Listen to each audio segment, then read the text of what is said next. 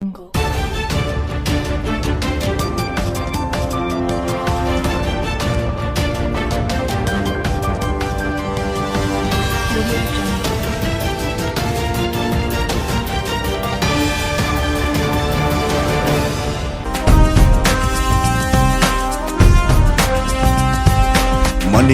మహామనిషై నువ్వు ఎదగాలంటే రక్తదానమే చేయాలి, నువ్వు చేయించాలి.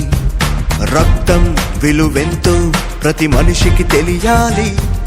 రక్తం నిలువలను సమృద్ధిగా పెంచాలి. బ్లడ్ టు లీవ్ తో మన పయనం చిరకాలం సాగాలి. ఎన్నో వేల ప్రాణాలు బతకాలి.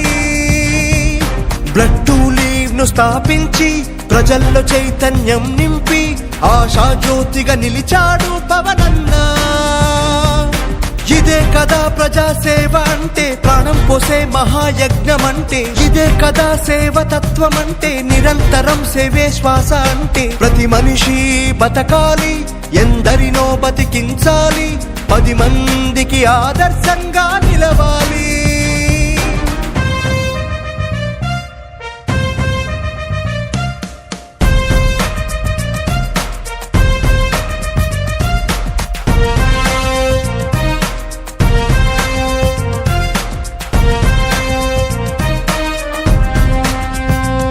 తలసేమియాతో వసివాడుతున్న లేత ప్రాణాల కోసం రక్తదానమే కైకమాకమని ముందడుగు వెయ్యరా.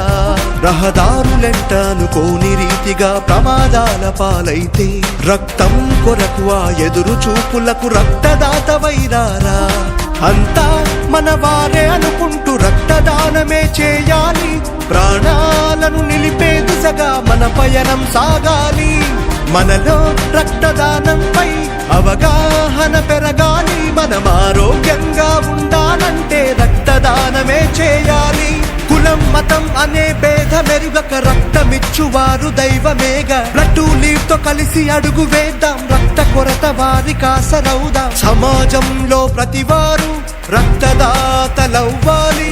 రక్త కొరతే లేని సమాజం చూడాలి.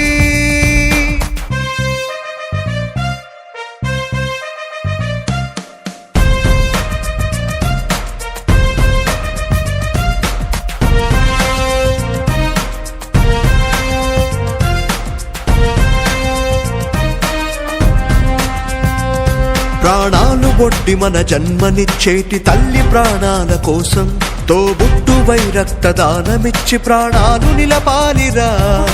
తనువులోన పెనుభూతమైన క్యాన్సర్ బాధితుల కోసం ఆశాజ్యోతివై రక్తమిచ్చి ప్రాణాలు కాపాడరా.